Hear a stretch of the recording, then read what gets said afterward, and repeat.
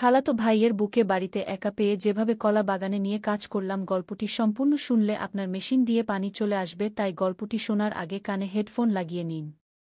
আমি তখন মাত্র ১৯-এর তরুণী।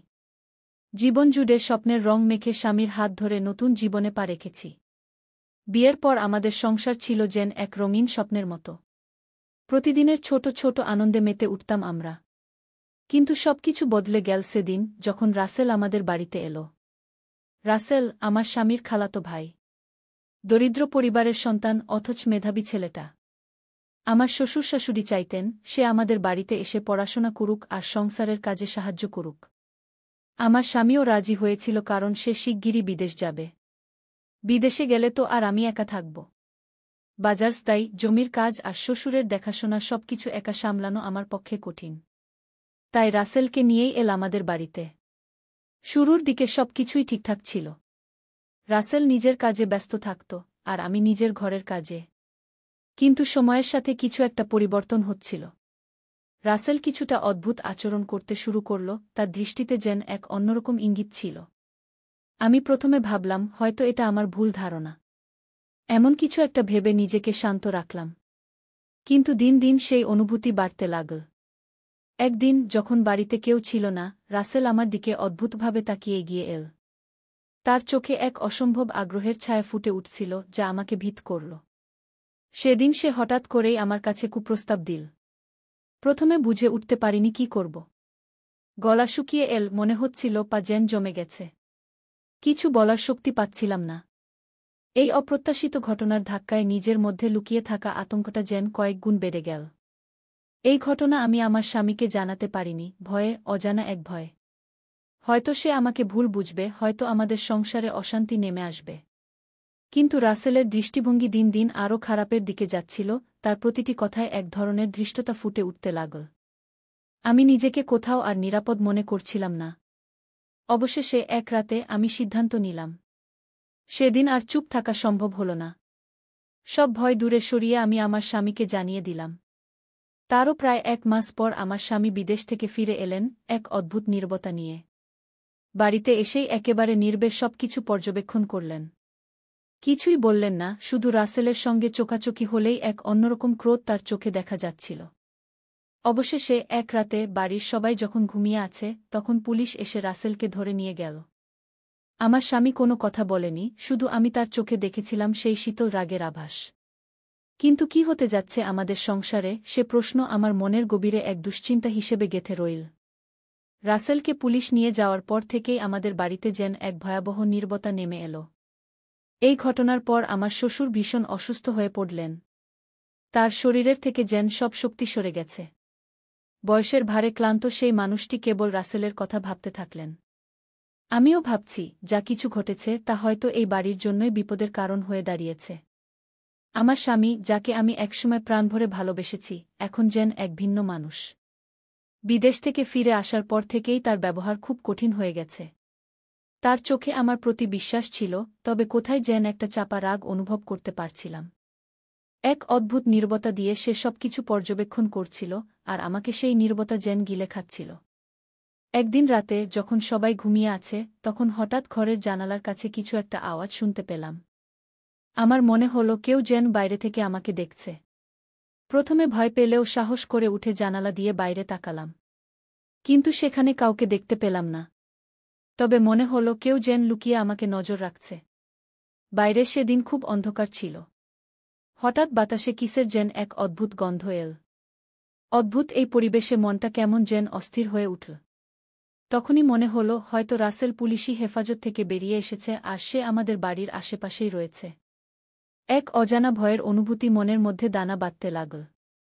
এদিকে আমার শ্বশুরের অবস্থা আরও খারাপ হতে লাগল। শারীরিক দুর্বলতা তাকে কাবু করে ফেলেছে এবং তিনি প্রায়ই রাসেলকে খুঁজছেন, তার জন্য অপেক্ষা করছেন। তার ধারণা রাসেল নির্দোষ, তাকে অন্যায়ভাবে ফাঁসানো হয়েছে। আমি চেষ্টা করছিলাম তাকে কিছু বোঝাতে, কিন্তু শ্বশুর আমাকে শুনতে চাইছিলেন না। আমার স্বামীকে নিয়ে এই পরিস্থিতিতে এক প্রকার অস্বস্তি অনুভব করছিলাম। সে যেন কিছু বলতে চাইছে, কিন্তু মুখ ফুটে কিছুই বলছে না। একদিন সে আমাকে একান্তে ডেকে বলল, তুমি কি ঠিকঠাক আছো? তোমার মনের মধ্যে যদি কোনো কথা থাকে আমাকে খুলে বলো। এই কথায় আমি একদিকে স্বস্তি পেলাম, আবার তার অদ্ভুত চোখের দৃষ্টিতে একটা চাপা উত্তেজনা দেখতে পেলাম। মনের মধ্যে একটা সংশয় জাগল। ভাবলাম, সত্যিই কি সে আমার পাশে আছে, নাকি তার মনের গভীরে অন্য কিছু চলছে। আমাদের সম্পর্কের ভিত কোথায় যেন নড়বড়ে হয়ে উঠছে, এ বিষয়ে সন্দেহ করেও ভয় পাচ্ছিলাম। এরপরের দিনগুলোতে আমি অনুভব করলাম যেন কেউ আমার পিছু নিচ্ছে। অন্ধকারে সেই চোখ, সেই অনিশ্চিত ছায়া যেন আমার প্রতিদিনের সঙ্গী হয়ে উঠেছে। বাড়ির প্রতিটি কোণে সেই নির্জন ভয় আমাকে গ্রাস করে চলেছে। আমার মনে হচ্ছে রাসেল হয়তো কোনো না কোনোভাবে ফিরে আসবে, আর এই সংসারের ভিত কাঁপিয়ে দেবে। রাসেল চলে যাওয়ার পর থেকেও বাড়ির চারপাশে যেন এক অস্বস্তিকর পরিবেশ জমে উঠেছে। সন্ধ্যা নামলেই বাড়ির প্রত্যেকটি কোণ আমাকে ভয় দেখায়। আমার মনে হয় যেন কেউ আমায় পেছন থেকে অনুসরণ করছে। এমনকি আমার ঘরের অন্ধকারেও এক অদৃশ্য ছায়া যেন আমাকে লক্ষ্য করছে। আমার স্বামীও পরিবর্তন হতে শুরু করেছে। তার চোখে সেই আগের স্নেহ নেই, বদলে এক অদ্ভুত ঠান্ডা দৃষ্টি যেন আমাকে ক্ষতবিক্ষত করছে। রাসেলকে নিয়ে আসা ও নিয়ে যাওয়া, আমার প্রতি সন্দেহ, এই সব কিছু যেন তাকে এক অজানা ক্রোধে ঠেলে দিয়েছে। আমরা একসঙ্গে আছি, অথচ এক অদৃশ্য দেয়াল যেন আমাদের আলাদা করে রেখেছে। এমন সময়ে এক রাতের ঘটনার কথা আমি আজও ভুলতে পারি না। গভীর রাতে হঠাৎ ঘরের জানালা খোলা পাওয়া গেল। আমি ভেবেছিলাম হয়তো বাতাসে খুলে গেছে, কিন্তু ঠিক সেই সময়ে আমার মনে হলো জানালার পাশে দাঁড়িয়ে কেউ আমাকে দেখছিল। আমি সাহস করে বাইরে তাকালাম, কিন্তু কেউ নেই। অথচ এক মুহূর্তের জন্য মনে হলো রাসেলই আমাকে দেখে চলে গেছে। আমি দ্রুত জানালা বন্ধ করলাম, তবে মন থেকে সেই দৃষ্টি আমাকে আর দূরে সরাতে পারছিলাম না। এরপরের দিনগুলো যেন আমার জন্য বিভীষিকাময় হয়ে উঠল। একদিকে শ্বশুরের অসুস্থতা, অন্যদিকে স্বামীর নীরব সন্দেহ, আর অদ্ভুত সেই নজর রাখা, সবকিছু মিলিয়ে যেন আমার জীবন অন্ধকারে ঢেকে যাচ্ছে। আমার শ্বশুর প্রায়ই রাসেলের নাম ধরে ডাকেন, আর বারবার বলেন রাসেল নির্দোষ। আমি তাকে বোঝানোর চেষ্টা করলেও তার মনকে শান্ত করতে পারিনি। একদিন গভীর রাতে আবার সেই পরিচিত আওয়াজ শুনলাম। এবার আর ভয়কে পাত্তা না দিয়ে সাহস করে দরজা খুলে বাইরে বেরিয়ে এলাম। বাড়ির উঠোনের দিকে তাকিয়ে দেখি রাসেলের মতো ছায়ামূর্তি দাঁড়িয়ে আছে। দুরু দুরু বুকে এগিয়ে গেলাম, কিন্তু কাছে আসার আগেই সেই ছায়া মিলিয়ে গেল। আমি বুঝতে পারছিলাম হয়তো এটা আমার মনের ভুল, রাসেলের প্রভাব আমার মনের ভেতর গেঁথে বসেছে। কিন্তু তারপরও কেন যেন বারবার আমার মনে হচ্ছে যে রাসেল আমাদের সবার মধ্যেই কোথাও রয়ে গেছে। হয়তো তার আত্মা আমাদের সংসারে এক অদৃশ্য রূপে ঘুরে বেড়াচ্ছে। আমার ভেতর একরকম ভীতি জন্ম নিচ্ছে। আমার স্বামীও যেন এই বিষয়টি বুঝতে পারছে, তবে সে মুখ ফুটে কিছু বলছে না। এক অজানা অপরাধবোধ হয়তো আমাদের দুজনকেই গ্রাস করছে। এরপরের দিনগুলোতে আমি বেশ কিছু অদ্ভুত ঘটনা লক্ষ্য করতে লাগলাম। বাড়ির বিভিন্ন জিনিসপত্র নিজের অবস্থান থেকে সরে যাচ্ছে, রাতে বারবার দরজা জানালার খোলা পাওয়া যাচ্ছে। প্রথমে আমি এটিকে সাধারণ ভুল ভেবে গুরুত্ব দিইনি, কিন্তু ধীরে ধীরে বুঝতে পারলাম এ ব্যাপারগুলো ততটা সাধারণ নয়। একদিন রাতে যখন সবাই ঘুমিয়েছিল, আমি হঠাৎ একটা শব্দে ঘুম ভেঙে গেল। মনে হলো বাড়ির একেবারে ভেতরে কেউ ঢুকেছে। আমি স্বামীর পাশে থেকে উঠে সেই শব্দ অনুসরণ করতে শুরু করলাম। আমাদের বাড়ির পুরনো উঠোনে গিয়ে দেখি কেউ একজন দাঁড়িয়ে আছে। কাছে যেতেই দেখলাম সেটা রাসেল। তার মুখে এক অদ্ভুত হাসি ফুটে উঠেছে। সে যেন আমার দিকে তাকিয়ে বলছে, আমাকে কেন পুলিশে দিলি? আমি তো শুধু তোকে ভালোবাসতে চেয়েছিলাম। ভয়ে আমার শরীর কাঁপতে লাগল। আমি চিৎকার করতে চাইলাম, কিন্তু গলা দিয়ে কোনো শব্দ বের হল না। এক মুহূর্তের জন্য সবকিছু অন্ধকার হয়ে গেল, আর যখন জ্ঞান ফিরল তখন দেখলাম আমি বিছানায় পড়ে আছি। স্বামী আমার পাশে বসে আমার মাথায় জল দিচ্ছে। কিন্তু তার মুখে চিন্তার ছাপ স্পষ্ট ছিল, যেন সে কিছুই বুঝে উঠতে পারছে না। বাকি রাত আমি আর চোখের পাতা এক করতে পারিনি। সেই দৃষ্টি, সেই হাসি বারবার আমার চোখের সামনে ভেসে উঠছিল। রাসেলের সেই দৃষ্টি যেন আমায় শেষ করে দিচ্ছে। এখন আমি বুঝতে পারছি রাসেল শুধু চলে যায়নি, সে যেন আমাদের সাথে থেকে গেছে, আমাদের মধ্যেই এক অদৃশ্য উপস্থিতি হয়ে। আমার মনে হতে লাগল রাসেল হয়তো সত্যিই আমাদের বাড়ি থেকে চলে যায়নি, সে যেন এক অদৃশ্য ছায়া হয়ে রয়ে গেছে আমাদের চারপাশে। প্রতিদিনই তার উপস্থিতির ভয় যেন আমাকে কুরে কুরে খাচ্ছে। এদিকে আমার স্বামীর সাথে সম্পর্কও জটিল হয়ে উঠেছে। তার মধ্যে একটা চাপা রাগ, সন্দেহ আর হতাশা কাজ করছে, যা আমাকে আরও অস্থির করে তুলছে। একদিন রাতে সে আমাকে বলে, তুমি তো বলেছিলে রাসেল তোমাকে বিরক্ত করত, অথচ কেন জানি না আমার মনে হয় তুমি আসলে পুরো সত্যটা আমাকে বলনি গিয়ে। আমি হতবাক হয়ে গেলাম তার কথায়। এতদিন ধরে এই চাপা অভিমানের বোঝা নিয়ে সে যে আমার সামনে এসব বলবে তা ভাবতেই পারিনি। কিন্তু আমার মনের একান্ত সত্যটা জানানো সহজ ছিল না।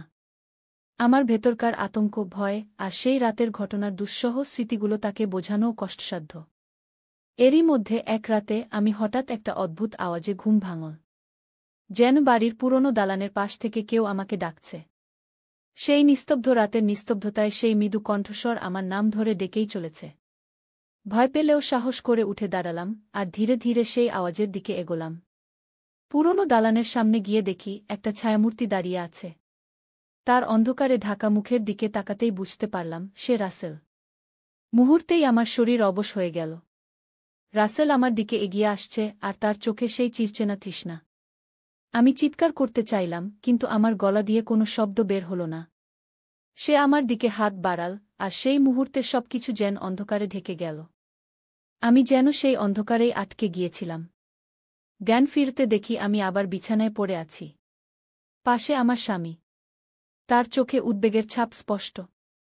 তুমি কি ঠিক আছো? সে জানতে চাইল। আমি বোঝাতে পারলাম না আমার মনের গভীরে জন্ম নেওয়া সেই আতঙ্ক।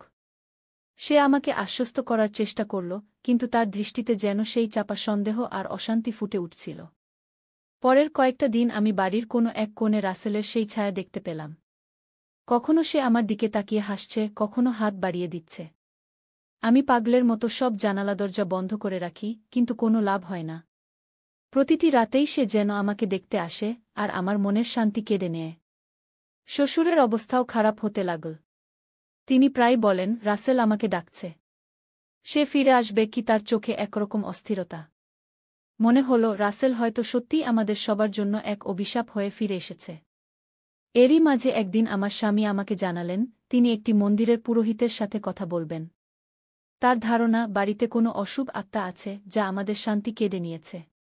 যদিও আমি পুরো বিষয়টি অবিশ্বাস করছিলাম, কিন্তু রাসেলের অদৃশ্য উপস্থিতি আমার মনে গভীর প্রভাব ফেলছিল। পুরোহিত চলে যাওয়ার পর কয়েকটা দিন যেন একটু স্বাভাবিক হয়ে এল, কিন্তু মনের গভীরে সেই অস্বস্তি থেকে গেল। মনে হল কিছু একটা আমার পেছনে লেগে আছে, আমার থেকে কোনোভাবেই মুক্তি পেতে চায় না। এক রাতে আমার ঘুম ভাঙল, দেখি দরজার কাছে ছায়ামূর্তি। রাসেল দাঁড়িয়ে আছে, আবারও সেই অশুভ হাসি মুখে। সে আমার দিকে এগিয়ে এসে ফিসফিস করে বলল, তুই ভেবেছিলি আমাকে সরিয়ে দিবি? আমি তোকে ছাড়ব না। সে ধীরে ধীরে আমার ঘরের দিকে এগিয়ে এলো, আর ভয়ে আমার গলা শুকিয়ে গেল। আমি দৌড়ে দরজা খুলে বাইরে চলে এলাম, কিন্তু সেই ছায়া আমাকে অনুসরণ করতেই থাকল। আমার স্বামীকে বললাম, রাসেল ফিরে এসেছে। আমি ওকে দেখতে পাচ্ছি, সে আমাকে তাড়িয়ে বেড়াচ্ছে। আমার স্বামী প্রথমে আমার কথা বিশ্বাস করতে চাইছিল না।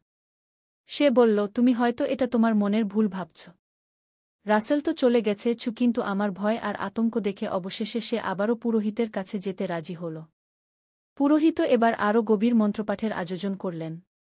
পুরো বাড়িতে গঙ্গাজল ছিটানো হল, আরও কিছু বিশেষ মন্ত্রোচ্চারণ করা হল, যা রাসেলের আত্মাকে শান্তি দিতে পারে বলে পুরোহিত জানালেন। তিনি বললেন, এই আত্মা খুব অতৃপ্ত।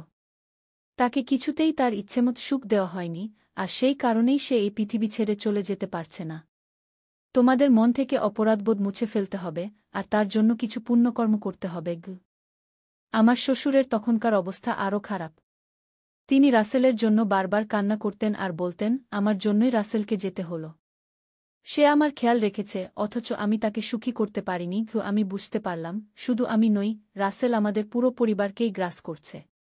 পুরোহিত বললেন, তোমাদের সকলে মিলে রাসেলের জন্য কিছু দান করা উচিত, আর মন্দিরে তার আত্মার শান্তি কামনা করা উচিত।